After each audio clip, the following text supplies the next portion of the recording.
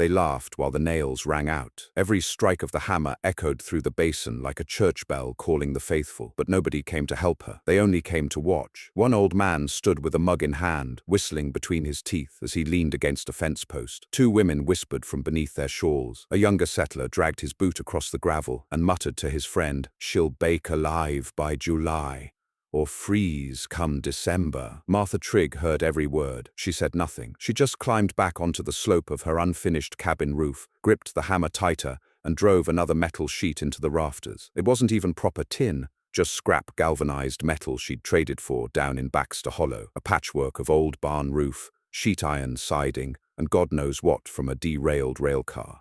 She had hauled it herself in a wheelbarrow, cursing the ruts and roots the whole 6 miles from town. No wagon, no mule, and certainly no husband. Just her blistered hands, and her boy Eli, only 4 and bundled up too tight for the fall weather, was crouched by the hearth pit tossing pebbles into a rusted coffee tin. Every now and then, he'd look up and call, "Mama, you done?" Not yet. She couldn't be, because if she let herself stop, if she let herself rest, she'd think too hard about the approaching frost, about the wide cracks in the cabin floorboards, about how the corner seam in the east wall never sat flush and let wind whistle through it all night long. She'd think about how the men in town smirked when she asked the price of insulation, or how the sheriff's wife said, "A roof's no place for a lady," but Martha had seen what wood did under heavy snow. She remembered the winter of '79. She remembered the cabin east of the river that collapsed in the night, the family crushed beneath beams soaked through. She remembered her sisters screaming. So she chose metal, not because it was cheap, though it was, not because it looked nice,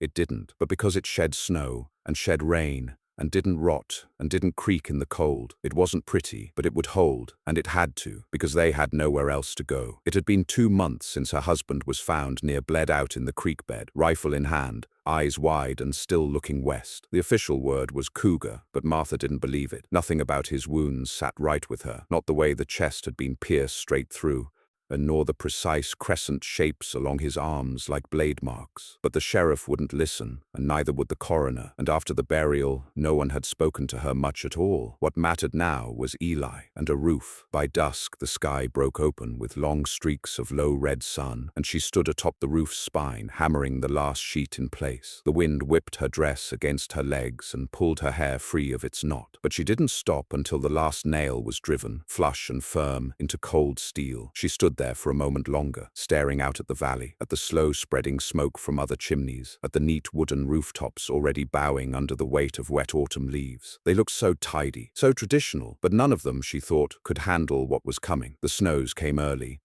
It began with sleet that October, a sideways rain that iced the cabin windows and turned the dirt path to town into a glassy trap. Then the air thickened with a silence that always came before true snowfall, like the land holding its breath. Martha could feel it in her bones, in the aching of her wrist where she'd broken it as a child, in the sting behind her teeth. By the 1st of November, snow was piled high against the cabin door, and still it kept falling. Inside, the fire burned low, and she rationed the dry logs by hours, never by days. One armful had to last them through 2 nights. She taught Eli to sleep wrapped in quilts, 2 at a time, and to keep his socks dry by putting them under his pillow. She taught herself to listen to the creak of wood, the whisper of wind, the faint sound of ice shifting on metal above.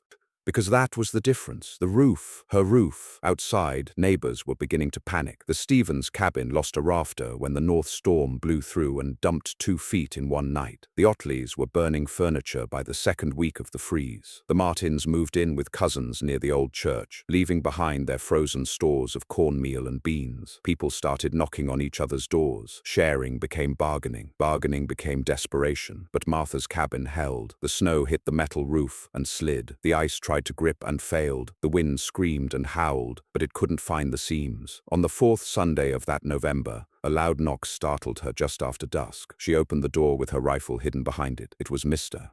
Drexler, the same man who once chuckled when she was hammering tin. His face was red from the cold, lips cracked, gloves soaked through with melted snow. Behind him stood his boy, looking blue-lipped and shivering. "Martha," he said, "roof's leaking at the seam. Can't keep the fire lit. My boy, he's got the chill." She said nothing, just looked at him. He shifted his weight, cleared his throat. "You got room by your fire?" Eli peeked from behind the quilt. The cabin was warm, small, but warm. Martha stepped aside without a word. They stayed the night, and the next. By the end of the week, there were 2 more families in the cabin, wrapped in whatever bedding could be spared, sharing stew made from dried beans and bone broth. The metal roof held above them all, silent and strong, and then word spread.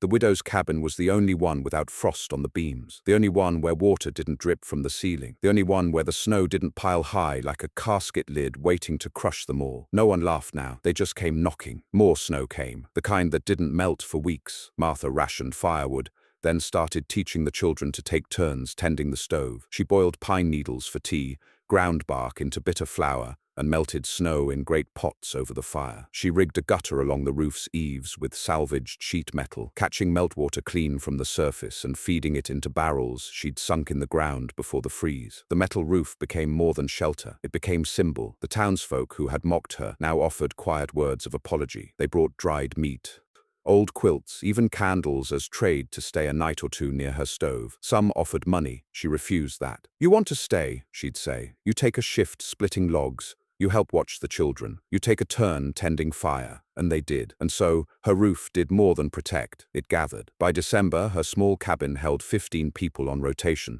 including a mother and newborn, who'd nearly frozen on the trail when their wagon tipped in a ditch. She wrapped the baby in flannel and kept her basket close to the fire. The mother cried when she heard the snow sliding clean off Martha's roof like a sigh of relief. That baby didn't cough once, but the storm wasn't done, and Martha knew the worst had yet to come. The morning after the storm finally cracked open the mountains and spilled its worst onto the valley, a low moan echoed from the ridgelines. It wasn't wind, it was deeper, older, the sound of trees breaking under snow load, the groan of frozen timbers warping in homes that weren't built to bear this kind of weight. Whole roofs slumped, beams snapped in the night. Children awoke to white ceilings, dripping like mouths opening above their beds. But not in Martha's cabin. There, the roof remained silent, strong. The snow, thick and angry, curled down the metal slope and fell with a soft thump onto the packed drifts below. Inside, the air was close with wood smoke, stew, and breath. 15 people, 1 fire, and still warmth clung to the corners of the room like stubborn light at sunset. She hadn't planned for this many, but now she planned for more. By now, even the most skeptical of neighbors had come by to look. Some offered silent glances. Some asked outright, how'd she know? What made her choose tin over timber? What made her build at all? Her answer never changed. Because I had to. But inside, another thought stirred, one she hadn't said aloud, because no one else would help. It had started long before the roof, before the snow, before the town stopped calling her Martha Trigg and started calling her that widow woman. She remembered last summer when she tried to buy fencing lumber from the general store, and Mr. Ward behind the counter asked if she had someone to help carry it. She said no. He said, maybe you should wait until you do. That had happened 100 ways since then. When she went to church, the pew beside her always seemed to have just enough space no one would take it. When she brought Eli to the blacksmith for a bent horseshoe, the blacksmith barely looked at her, only spoke to the boy. When the preacher stopped by to offer condolences, he never once asked what she needed, only if she planned to move back east to her kin. But she had no kin, none that would take her in. And so here she was, with a roof of metal, with a cabin full of people, and with more coming. By the second week of December, the roads were impassable. Snow drifts swallowed fences whole. Hoof tracks vanished within hours. The trail to town, what had once been a steady footpath past the pine break, was now just a white void. Inside the cabin, water boiled in a black kettle, hissing into the air. Children peeled potatoes slowly by the fire, the older ones whispering stories to keep the smaller ones calm. Martha had started a rotation: morning fire duty, midday wood hauling, evening food prep. Every adult had a task. Every child had a pair of mittens and a job, even if it was just keeping the buckets full of clean snow to melt. And still the roof held, a dull silver arc above their heads, a defiant thing. She'd nailed extra straps along the inside rafters, tied in crossbeams of ashwood, and had welded 3 of the main panels herself with borrowed flux from an old tinsmith who didn't ask questions. The uneven seams had become art in their own way, swooping, crude, but solid, like scars that had hardened into armor. It didn't just shed snow, it repelled judgment. One afternoon, 2 boys came screaming down the slope behind the cabin. Their breath came out in clouds, their arms flailing. Martha ran to the door. "There's smoke!" the older one shouted. "The Oakley house! There's smoke from the roof!" But not the good kind. She didn't hesitate. She grabbed her shawl, pulled on boots, and lit the lantern. Eli, stay by the hearth, she called. Don't let the fire go out. Then she was out the door. The path to the Oakleys was barely visible, but she'd memorized the terrain. 2 hills, 1 frozen creek, and a hollow that liked to swallow wind. She moved fast, the lantern beam barely reaching beyond her knees. Her breath stung in her throat. The metal roof would have shone like a beacon in such weather, but the Oakleys had wood shingles. By the time she reached the cabin, smoke was curling from the gaps in the logs. The roof sagged in the middle like a bent spine. She burst through the door and was met by heat, smoke, and coughing. Inside, the father was trying to beat back flames, licking from a cracked stovepipe.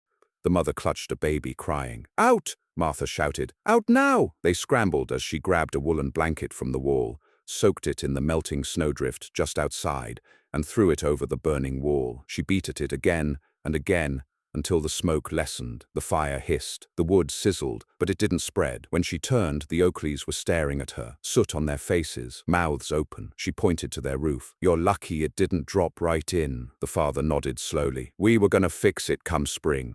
Spring don't care, Martha said. Neither does winter. They followed her back, and the next day, the Petersons came, and then the Jamesons, their youngest child wrapped in an old sheet, frostbitten toes already blackening. They came because they'd heard, because Martha's cabin was warm, because the roof didn't creak, because the wind couldn't find its way in. By the middle of December, 23 people were sleeping inside the single-room cabin, and the lean-to shed behind it. She'd stretched tarps between the trunks of pine trees and lined them with spare quilts. She'd built fire channels in the ground, shallow trenches filled with ash and coals that stayed warm for hours under covered snow. She'd taught the older children to gather bark and branches during the half-thawed moments of midday sun, and she never, not once, let the fire go out. At night she sat awake, listening to the slow tap-tap of ice falling from her roof's eaves, a sound that told her the metal still held, a sound that meant life. When the blizzard hit, truly hit, it did so without warning. One moment, the wind was whispering through the trees like a cold sigh. The next,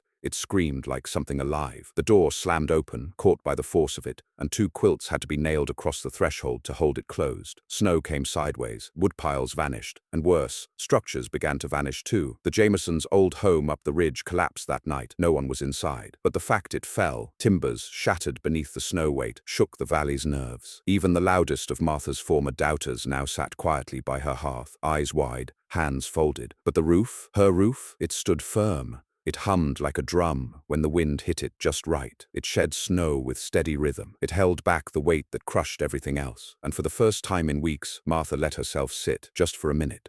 Eli crawled into her lap. Mama, he whispered, how come our roof don't fall? She ran a hand over his hair and stared up at the dull gleam above them. Because I made it not to. He looked up at her, sleepy. But they all said it was bad. She smiled then, a small, worn smile. Let them say things. Let them say all they want. And outside, the wind screamed, but it could not get in. The storm did not end. It paused. 3 days of white madness gave way to a silence so deep it rang in the ears. The kind of silence that made men step outside and hold their breath, unsure if it was truly over, or if something worse was crouched on the horizon. That morning, when Martha opened the cabin door, she found the world changed. The snowdrifts reached up to the windows. The old fence around the garden plot had vanished entirely.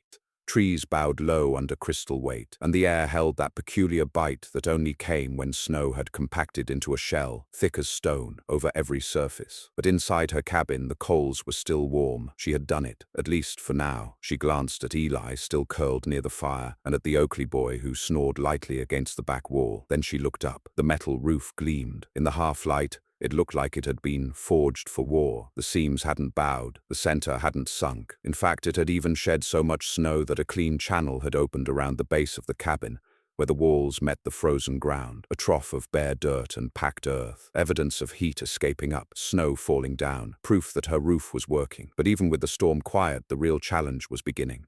Because the valley hadn't just been buried, it had been sealed. That week brought a strange sort of peace to the settlers who stayed with Martha. Not comfort, no one was truly comfortable, but a rhythm, the daily fire tending, the gathering of clean snow for water, the splitting of wood down to kindling slivers, the quiet learning of warmth conservation, placing quilts over windows, banking the fire with ashes at night, boiling rocks to put in bedrolls. Children no longer cried, not loudly anyway. They spoke in hushed tones, they followed orders quickly. Even the toddlers had stopped asking when they could go home, because this was home now. Martha had created something none of the men had planned for. She'd built a refuge with her own back, hammering iron with the calloused hands of someone who knew no one would rescue her.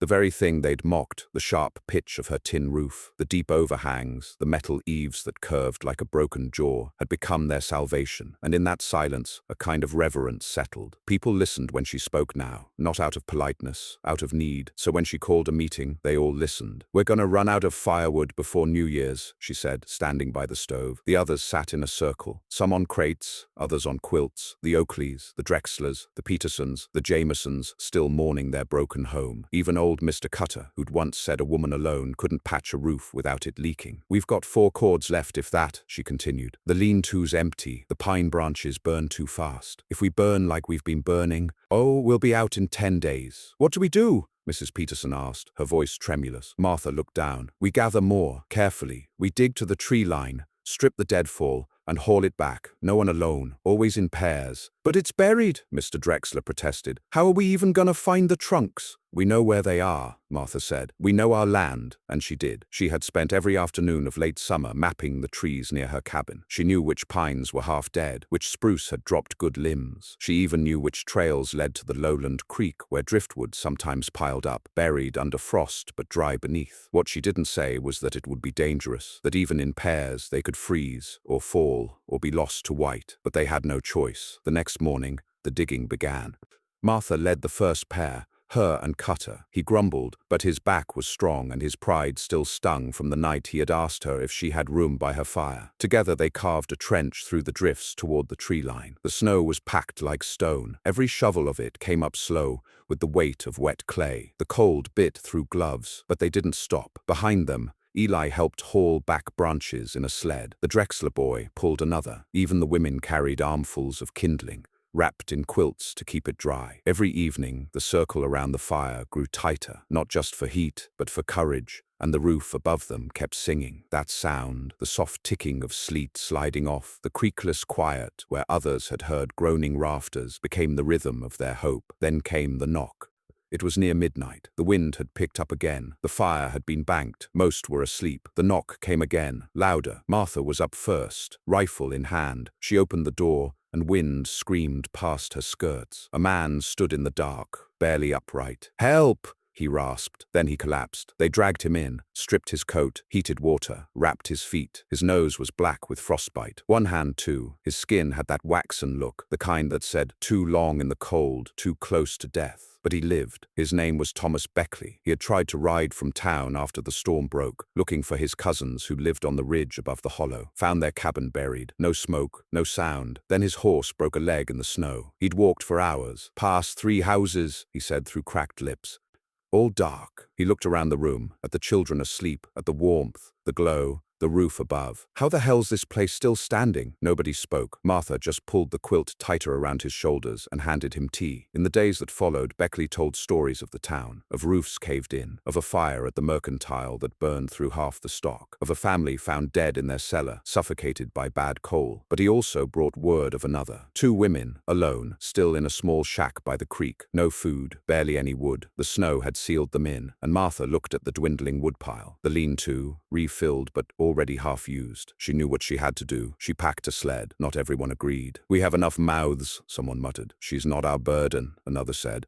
Martha ignored them. She wrapped herself in wool, loaded the sled with soup, blankets, and firewood, and started for the creek before sunup. Eli watched from the doorway, wide-eyed. Cutter followed her, silent, gruff, but there, they dug half the way. The path was gone. They found the shack buried to the roofline, just a wisp of smoke from a crooked pipe. When Martha knocked, no answer came. She shouldered the door in. Inside, 2 women huddled under coats, one conscious, one not. No fire, no food. She got them moving, got the fire lit, wrapped the weaker one's hands in hot cloths, left half the firewood, made sure they could breathe, and when she returned to the cabin, Cutter trailing her and silent as snow, the others looked away in shame. Only Eli ran to hug her. Mama's back. Later that night, when Cutter finally broke his silence, he looked across the room and said something no one expected. "She saved my wife once," he murmured. Martha looked up. "The woman by the creek. Years ago my wife fell through the ice. That woman pulled her out, never told nobody." And the cabin went quiet until the wind picked up again. But even then, the roof did not stir. It had been nailed in place by someone who expected this moment, who prepared for it, who knew no help would come. And because of that roof, they were still alive. January came harder than December ever threatened. It wasn't just the cold. It was the stillness, the kind that froze not only water and wood, but spirit. The wind no longer howled, the sky no longer broke. The valley settled into a silence so complete that it felt like time itself had paused. Not a single thaw, not a single day above freezing. Snow sat thick on every ridge, packed tight against the sides of cabins like grave dirt. But under Martha's roof, life endured. The cabin now held 28 people. 4 more had come from the far side of the ridge. A mother, her father, and 2 children, one with a cough that rattled like dried beans in a jar. They had brought nothing but a wool blanket and a Bible. Martha took them in without question, without hesitation, though the woodpile had dipped dangerously low again, and the root cellar was growing thin. Still, her fire never died, and still that roof, her roof, held back the sky. In the glow of morning frost, the metal seemed to hum, not with sound, but with presence, a promise. Where other homes sagged under ice, hers shed it like a second skin.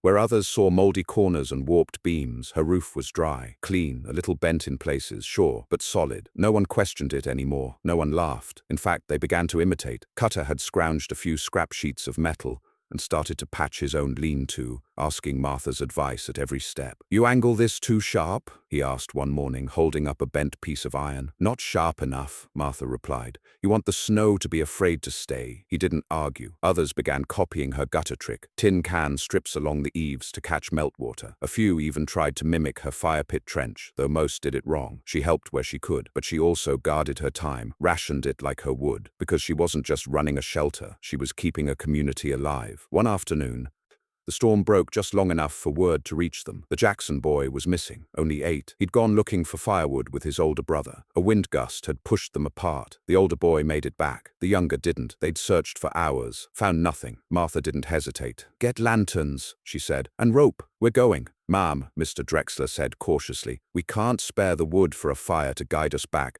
"We won't need to," she interrupted. "The roof will shine." And it did. By nightfall, they had 6 lanterns and 4 sleds. Martha led the search, her voice hoarse from shouting. They called for the boy through ice-glazed woods, combed wind-blasted ridges, followed half-tracks in drifts so deep they swallowed legs thigh-high. Finally, just before dawn, she saw it, a mitten, red, stuck in the crook of a sapling. She dug with bare hands and found him beneath, tucked into a shallow hole, half covered by drifted snow, skin like stone, barely breathing, but breathing. They wrapped him tight and carried him back, and as they crested the final hill, it was Cutter who gasped and pointed. The cabin was glowing. Lantern light and stove glow flickered behind the frost-rimed windows. The tin roof shone like the back of a blade in moonlight, casting a faint reflection down the slope, a beacon. It had held back the cold again, and now it called them home. When they laid the boy near the fire and poured warm broth between his lips, Martha sat back and felt for the first time in months something in her begin to uncoil. Not relax, not yet, but loosen. This boy would live, and so would the rest.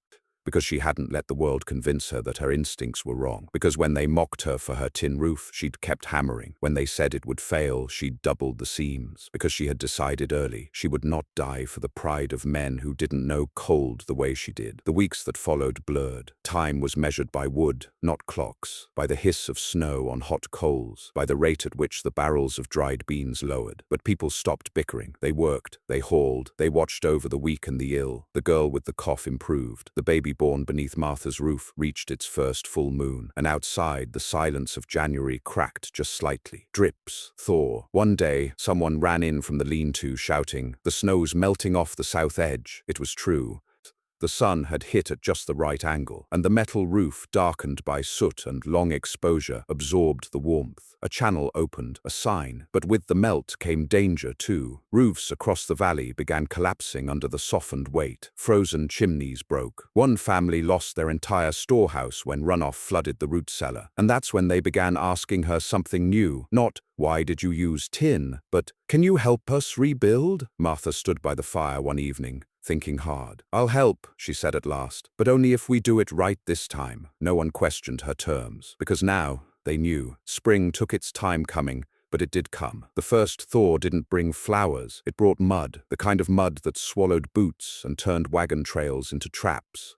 But it also brought air that didn't bite, clouds that didn't promise death, and color, slow and soft, returning to the trees. One by one, families began to drift back to what was left of their homes, but they came back changed. The Drexlers rebuilt with tin roofing. The Oakleys stripped their old shingles and borrowed Martha's pitch angle. Mr. Ward from the general store offered her free supplies for a year. "On account of how you kept half the valley alive." The sheriff rode out and shook her hand. Even the preacher asked her to speak in town, an honor she declined. She wasn't one for speeches, she was one for work. That summer, with the ground firm and dry, Martha stood in her cabin's doorway as Eli ran barefoot through a garden of beans and potatoes. The roof still shone above her, a little dented, a little patched, but never broken.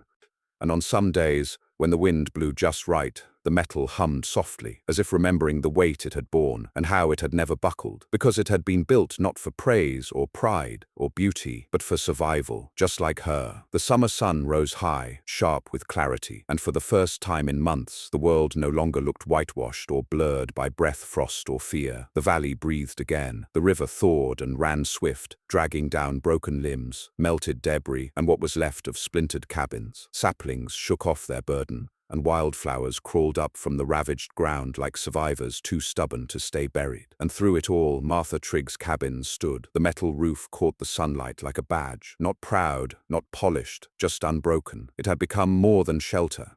It was symbol now of a woman who had not bent when everything else cracked, of survival when others planned only by convention and lost themselves to it. People said the roof was what saved them. They weren't wrong, but it wasn't just tin and nails, it was her. By mid-June, people started referring to it as the roof. "Storm like that again? You better hope your place is roofed like the widow's," they'd say. It became shorthand, proof. Boys who once laughed at her hammering now tried to mimic the pitch angle of her build. The blacksmith offered to forge her better nails. The store clerk stopped calling her ma'am like she was a fragile thing. They started calling her Miss Martha with a tone of respect. She never asked for any of it. She didn't need the town's applause, but she would take the change, not for ego, for Eli.